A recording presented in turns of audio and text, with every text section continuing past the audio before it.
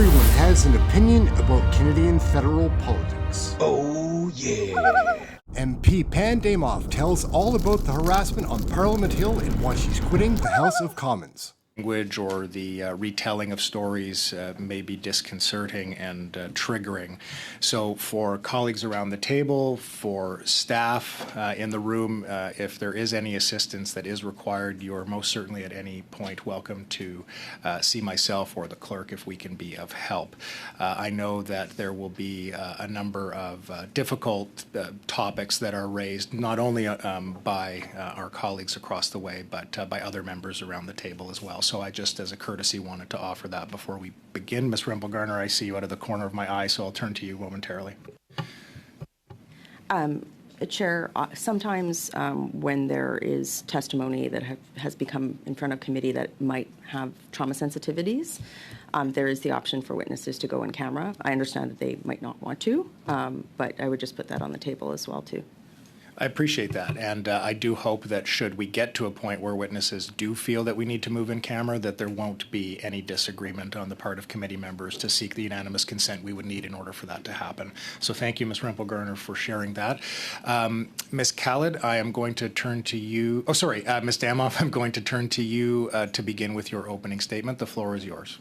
Thank you, Chair, and thank you for the invitation to appear today. And I'm going to apologize in advance if I get emotional. I'm deeply troubled by the serious implications that increasing harassment and threats have for the safety of MPs and our staff, for the ability of MPs to fulfill our roles, and ultimately for the integrity of Parliament and the long-term sustainability of our democracy. While I worked for over 25 years in real estate investment banking, which was a male-dominated industry, and certainly experienced some misogyny and harassment in my previous career, it doesn't come anywhere close to what I've experienced as an MP.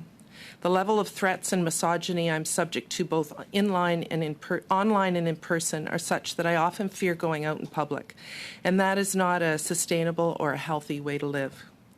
I've been verbally assaulted in the grocery store in my community with a man yelling, "F Trudeau, F you, you're going to jail for what you've done."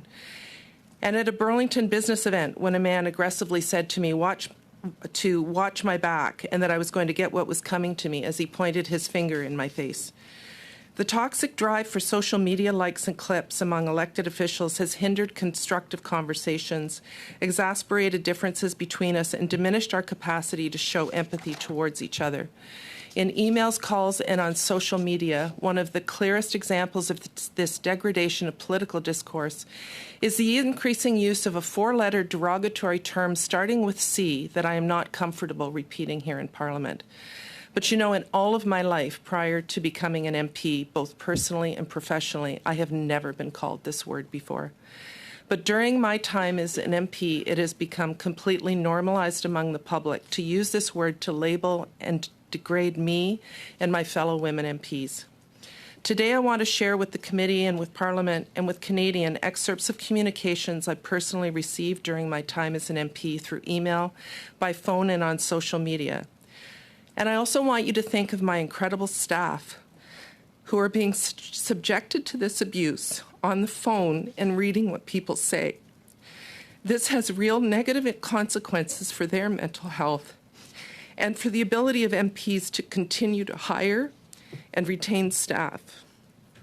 And I want to be clear that while I'm going to use specific examples of the actions of some Conservative MPs, I do not want to suggest in any way that this reflects all Conservative MPs. In fact, this pin I am wearing today was a gift from a Conservative MP, and I have friends across the aisle. I think it bears mentioning that there are many, many more examples than I have chosen to share with you today, but because the words used are far below the dignity of Parliament, I'm not going to repeat them here. Some examples include, and I'm going to quote, "I really don't know how you sleazy liberal C-words live with yourselves. Good luck in the next election, you piece of shit. I'm coming after you. That was it. You're done. How are you in government? You deserve a pig shed, you effing piece of shit. We are watching your every move. Nowhere is safe for you. God will make sure you are exposed on Judgment Day. Judgment is here. The hellfire God has waiting for you will burn you." End quotes. Even following my announcement on May 1st that I would not be reoffering, precisely because of the harassment, misogyny, abuse, and explicit threats of violence I received, dozens of hate-filled messages flooded in. For example, and again I'm quoting, "Resign now, you stupid effing cow. Don't wait. Run and hide, libtard effing bitch. Good riddance, C-word. Politics, as you call it, is toxic because your party and government is a corrupt, disgusting sack of shit. If you, C-words, had governed like human beings, the country would not hate your corrupt, fascist C-words. Do better, you stupid C-word." And then lastly, "You're a sad excuse of an MP and worse excuse of a Canadian. May your life be filled with stress and anxiety. May you never know peace in your wretched days. May you live and die alone in a dark, cold place. Burn in hell, C-word." The tone and tenor of public discourse has deteriorated so significantly and to such a degree that I fear the loss of trust in public institutions we're seeing, driven by misinformation and lies being spread by politicians on social media, and the outcomes, I worry about the outcome of this for our democracy. Members of Parliament must understand that they drive and exasperate harassment, abuse, and threats received by other MPs when they spread misinformation and lies and make personal attacks against other members. This has been my case and the case of many of my colleagues. One example was in 2018 when Conservative MP Rachel Thomas used her House of Commons budget, which was taxpayer dollars, to send a mailer to every household in my riding with the headline that said, quote, "MP Pam Damoff fails to stand up for victims of rape and sex trafficking, and Pam Damoff chooses ISIS over women and girls." The first line of this mailer basically claims, quote, "The current government is committed to welcoming ISIS terrorists back to Canada," end quote. We often hear Conservative MPs carelessly and baselessly using terms like corrupt and treason in Parliament and in their social media posts. Following Conservative MPs Michael Barrett, Michael Cooper, Larry Brock, and Damien Couric accusing government members of the Ethics Committee of being corrupt, and MP Barrett accusing me personally of being involved in a cover-up, Conservative MPs posted our email addresses on social media, encouraged the public to contact us. As a result, my staff had to create a misogyny subfolder in my inbox, and some of the messages that I received as a result were, and I'm going to quote with all of these, "You are one sleazy effing lying C-word. Enough is enough of you effing lying pieces of shit. How do you sleep? I know your ex-husband sleeps well now that he got rid of you. Resign from the party, resign from Oakville. You disgusting piece of shit. Nice legacy. Pathetic losers, you need to go to jail. You bitches are effed. You are an effing traitor. Get the F out of Canada before we deal with you properly. You are a treasonous piece of garbage." These are all different messages, by the way. It's not the same one. "You are a treasonous piece of garbage. You should be in prison for supporting the destruction of our country and people. You are a criminal." Another one said, "Your beloved boss is going to stand in front of the Nuremberg tribunals, as should all of you. You disgusting, pathetic, Satanist-worshipping humans, and you're all finished." And then the last one, "You are an arrogant, elite, and unhinged bitch. You're going to rot in maximum security when the revolution comes. I suggest you step down now while you can, traitor." While I have been the target of the gun lobby for many years and received far more than just mean tweets, as they call them, I want to give another specific example of an MP's comments directly causing an influx of hate through social media, emails, and phone calls. During clause-by-clause consideration of Bill C-21, Conservative MP Blaine Calkins posted a video accusing me of equating hunters with the Danforth shooter, which I absolutely did not. As a result of his video, some of the threats and abuse that I immediately got were, quote, "You stupid C-word, it's up to the government to justify taking away legal property, not the person to keep it, and fear is not a justification. I hope and pray to God that you will die a horrible, painful death, and your family too, because you and your genes are a piece of shit and need to be removed from the planet. Come on, God, answer my prayer. She is a liberal whore and a waste of human skin. Another one said, in medieval times, this would be considered treason and it would be off with your head and hung from the gates. Another one, well, look at this lying liberal sack of shit. Go F yourself. Pam, go F yourself, Pam, preferably with this semi-automatic assault rifle dildo and with an accompanying photo that he sent. And then the last one, even if you sucked my cock, I wouldn't vote for you. While I report explicit threats of violence towards me to police, they often say they don't cross the line for them to do anything. I note that the RCMP Commissioner recently said we should look at giving police additional tools and legislation to adequately respond to threats against politicians, and I believe he's testifying before the committee, and I look forward to his testimony. I agree with those arguing that a healthy dose of partisanship and criticism of the government are inherent to this place and have always been core tenets of Parliament and a healthy democracy. But what I have experienced and what many other parliamentarians and our staff have experienced does not constitute legitimate criticism of government policy, nor a healthy debate of ideas. I'm deeply worried about our Parliament and our democracy should this continue unabated. And while it may be difficult to control the words and conduct of others, I believe it is our collective responsibility as parliamentarians to set the tone and an example through how we interact and debate with each other and to rise above personal attacks and hostility. At minimum, we need to call out inappropriate behavior in our own political parties and a harassment and abuse by MPs towards other MPs. I'm heartened by the Halton women elected representatives who recently signed a public pledge to stand up for one another and to call on police to do more to combat abuse and threats towards elected officials. Parliamentarians are called to conduct our work with civility, compassion, and respect. Respect for each other. Smash the like and give us a subscription. We love making these videos. They're wild. Let's get back to the show. For our position, for our office, for the legislative process, and for the institution of Parliament and Canadians. It is not lost on me how the difficult challenges that we face, the issues we have to overcome, and divisions we have to heal. However, I believe Canada can represent the best in each of us if we as parliamentarians do our part. I want to again thank the committee for the opportunity to appear today, and I'm happy to take any questions you may have. Thank you, Chair.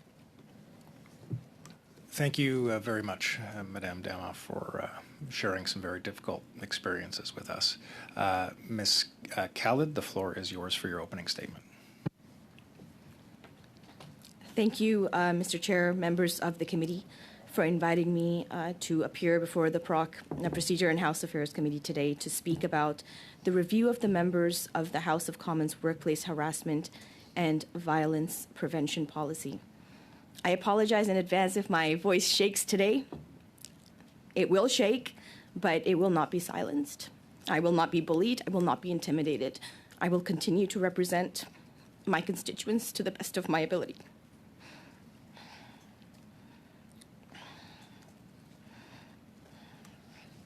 Mr. Chair, I want to begin by acknowledging the brave woman sitting beside me on this panel, MP Pam Damoff, who has done so much to bring the issue of harassment and threats of members of Parliament, particularly women, to the forefront of the conversation that is so critically important to speak about right now. And it's important because it is literally the core value of our democracy here as Canadians. Are we able to disagree without being disagreeable? Are we going to save what democracy looks like for our younger generations coming forward? If we are not able to stop the harassment of each other in the name of partisan politics, we are not going to survive as a democracy. Our next generation is going to be completely disengaged, disenfranchised, and will have no trust in democratic institutions at all. And I think that this is very, very vital for us to recognize. I had a class of constituents last week, 2 weeks ago, up in the gallery, and they watched Question Period. And when I met with them after they had experienced that, the first question that one of the young girls said to me, she asked, "Is it always this violent in there? How do you do it? Why do you do it?" And my answer to her was, because somebody needs to. We need to make sure that we are having positive, constructive discourse with one another so that we can represent and support Canadians as they deserve. We are elected, all 338 of us, in our ridings by the people, the communities that live there. We represent them. And Mr. Chair, I am embarrassed by how our conduct is deteriorating the very values that we stand for. And I do have a few examples for you today, Mr. Chair. Have you ever been called a racial slur for just doing your job? Have you been called a terrorist casually as if it were your name? Have you ever been spat on before? I have. Somebody once said to me, "I want to fuck you gently with a chainsaw." Imagine the violence, the thought of it even, to utter those thoughts and make it public, put it on record. How do people feel that they have the entitlement to do that?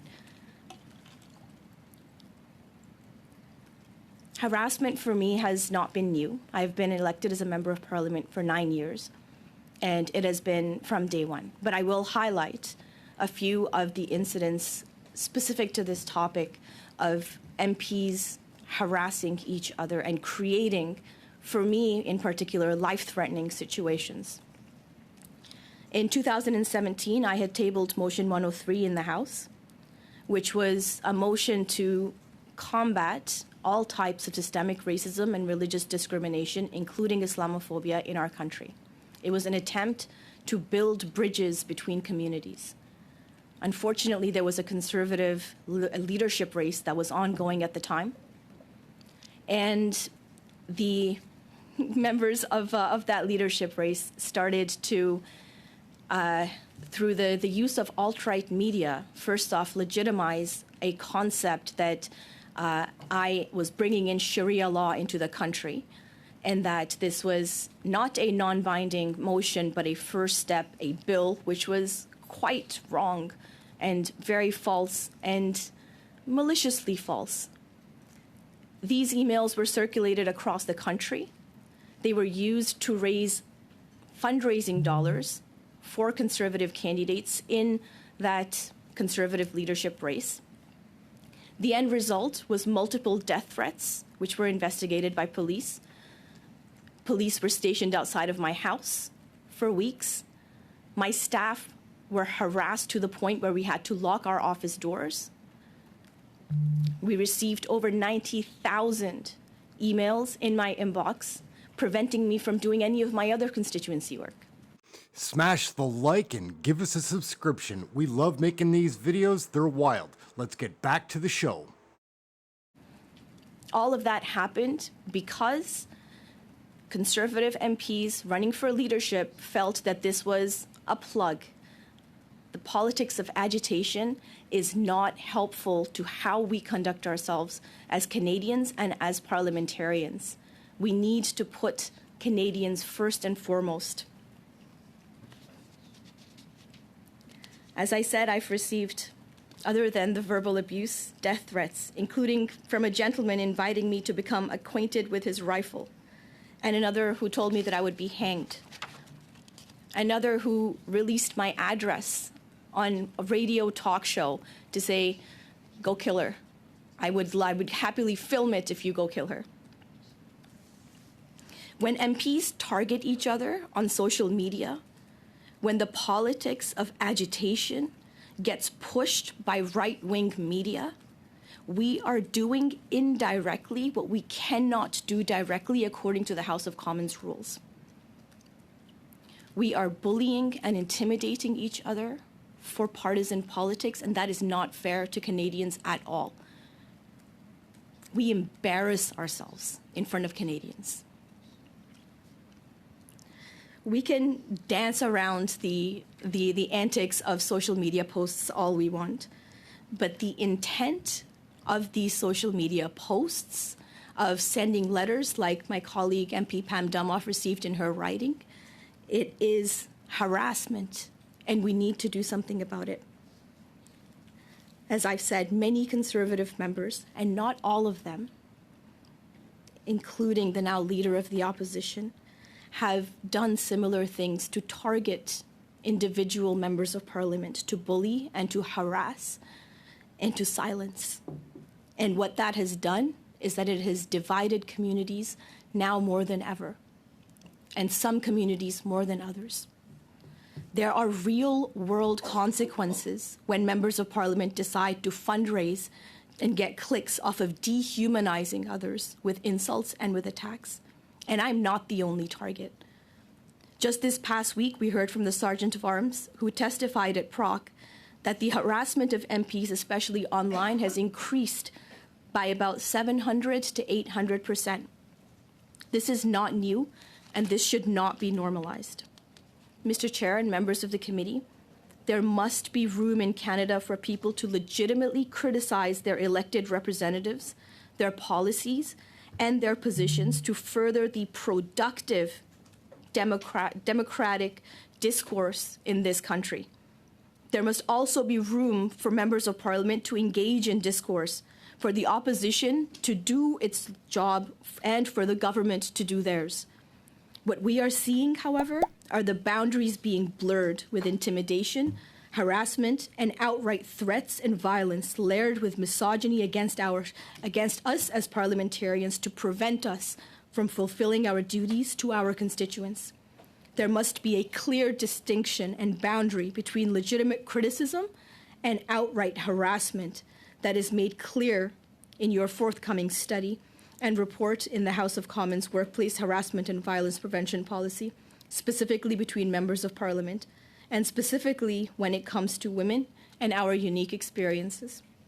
Let me say, Mr. Speaker and Mr. Chair, that people are watching. Canadians are watching us, and we need to do better. We need to make sure that there is respect in this place, because if we don't respect each other, how can we expect Canadians to respect each other? How can we continue to build bridges amongst each other? And how can we stand for a democracy that is built on respect? Thank you. Thanks very much, Ms. Khalid.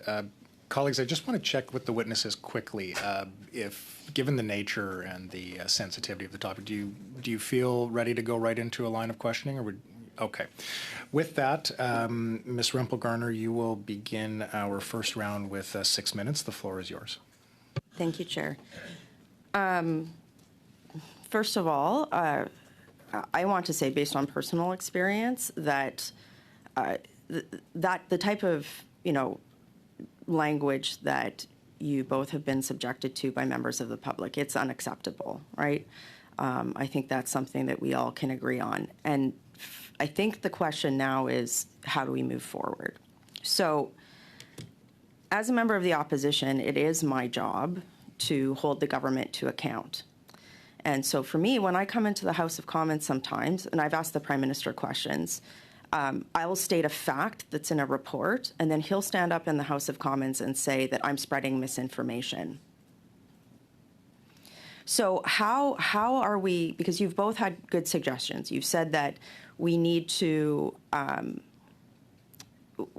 allow for room for legitimate criticism of the government.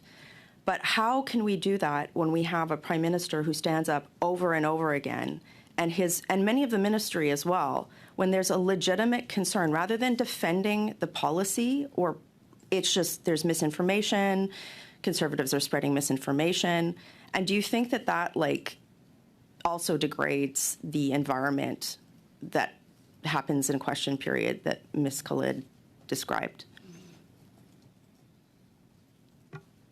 Thank you for the question. And I remember a debate that you and I had, Ms. REMPEL GARNER, some time ago in a late show. I think it was quite emotional for both of us talking about this very issue and how we could all rise above. And think it's incumbent on every single one of us to frame our questions in a way that are respectful, but also frame answers in a way that's respectful. I feel like I always do try to do that. I'm not going to try and make this partisan about the Prime Minister or the Leader of the Opposition, because I really want to talk about how we as individuals can rise above. On that, I'm not going to get into tu quote cui here, like who did what. You didn't name a lot of people. I do think that I have not shared my experiences because I don't want that to be my Google search. I'm not saying that sharing the experience is invalid, but we need to drive to solutions here. And number one, I would just respectfully ask that, going back to your caucus, maybe say, like, when the opposition asks for information, the line, "that is misinformation," is not productive, one. Two, a lot of this has to do, a lot of me behind the scenes, and I don't want to share my experience publicly, but I've actually had scenarios where charges have been laid and somebody has been released on bail immediately and then disappeared. And then these were death threats. So I have to walk around wondering where this person is. Do you think bail reform to prevent, because we know that like online harassment, and it's not just us, it's every woman in the country, right? Like when the RCMP said MPs need more protection, I'm like, if they can't protect me, how do they protect everyone else? And we know that women see escalation in this type of violence. Do you think that the sort of catch and release policy that allows people where there's repeated harassment to just be released on bail, and then in some instances murder or commit violence against women, do you think that that should be reformed? If I may. First and foremost, through you, Chair, I acknowledge the hard work and the integrity of Ms. REMPEL GARNER. I know how much she goes through on a regular basis, and whether you can share it or not, I acknowledge it, and I'm very, very sympathetic towards it. I think the study of why we're here today is about the conduct between members of Parliament. And I think that it would be great if we could provide solutions on that specifically. And the one that I had proposed in my opening remarks. On that, have either of you received or pressed charges for criminal harassment against any other member of Parliament? No. Okay. So then I think a lot of what I've heard and where this comes from is online harassment from the general public, bots, we don't know.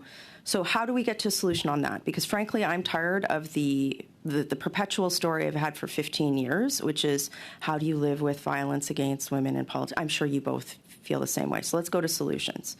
I'm suggesting bail reform. I'd like to get in other areas as well, too, like the fact that repeated harassment, the government hasn't moved to look at any sort of way where repeated harassment, that there's no tools for law enforcement to perhaps get the identity of somebody online. It's a slow and onerous process that allows for escalation of violence. Do you have any solutions on this type of harassment, either bail reform or this, that the committee could consider? So on that, I have made reports to the police, and when I have, on some occasions, I've been asked what I would like the police to do. On other occasions, as I mentioned in my opening remarks, I was told it didn't rise to the level. So I do feel that there's a disconnect between what we received. I do want to make a comment, though, on serial harassers, that